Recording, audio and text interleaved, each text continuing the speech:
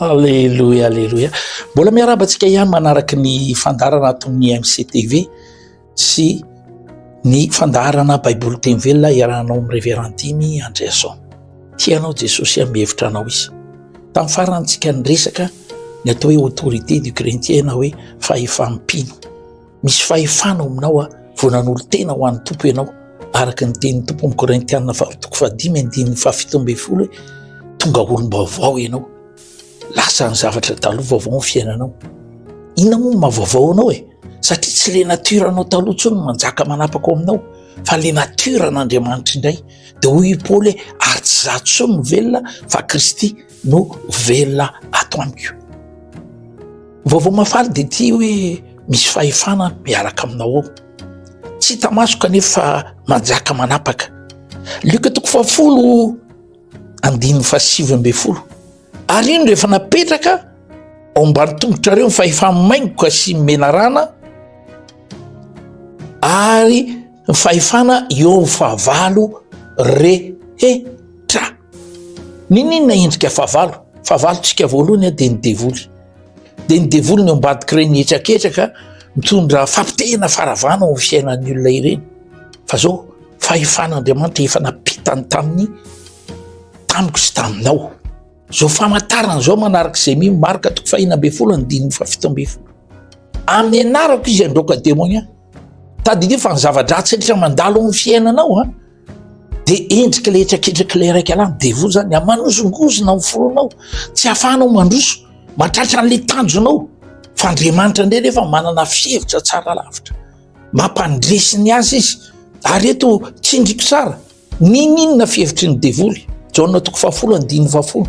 Devoly tsy avy raha tsy hamono, andringana, anapotika, andrava, raha sendra mandalo amin'ny fiainanao zay dia tadidia fa ny ambadika ireny ny devoly zany. Dia ny devoly io nefa fa nilazain'ny tompo hoe amin'ny anaran'i Jesosy ianao androaka azy ireny. Donc tsy manan-kery, tsy manana anjara toerana amin'ny fiainanao izy nao amin'ny hoavinao fa ny fahasoavan'Andriamanitra ampoanao. Ka manasa anao ianao masamijoro lehilahy, vehivavy, tanora.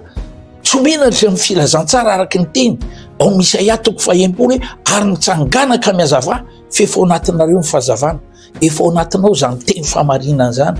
Efa ao anatinao zany toromarika Andriamanitra.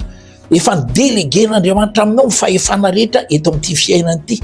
Ka ny devoly tsy natao andresy, anakorotana, anozongozona ny antom-pisianao fa ny fahasoavan'Andriamanitra kosa.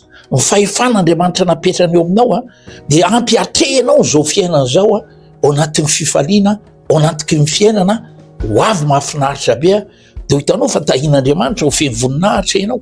Dia tsy fitahiana ho an'ny tenanao ihany ianao fa fitahiana koa ny namanao, ho an'ny ankonanao indrindra, ho an'ny firenena ihany koa.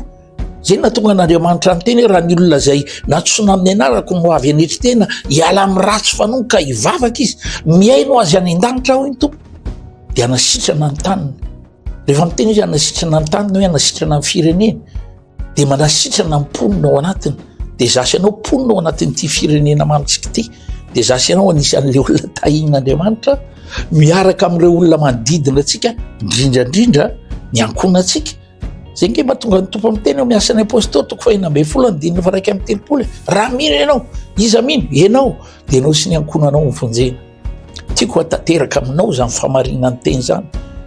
Filazana kely, olo-pahefana ianao. Ny devoly no miakohaka manoloana anao ny Kristy velona sy manjaka ao anatinao. Dia aza matahotra amin'ity fiainana ity fa mikaka mandrakariva eo anatrehany zavatra atao dia zao. Eto amin'ny alalan'ny vavaka sy fisaorana ny zava-rehetra dia Andriamanitra no manatanteraka manatotosany tsy hainao atao.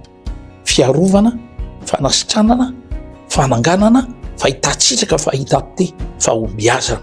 Tomoko makasika ianao zany fihevitr'Andriamanitra zany, raiso manoatra amin'ny mpandesy. Amen.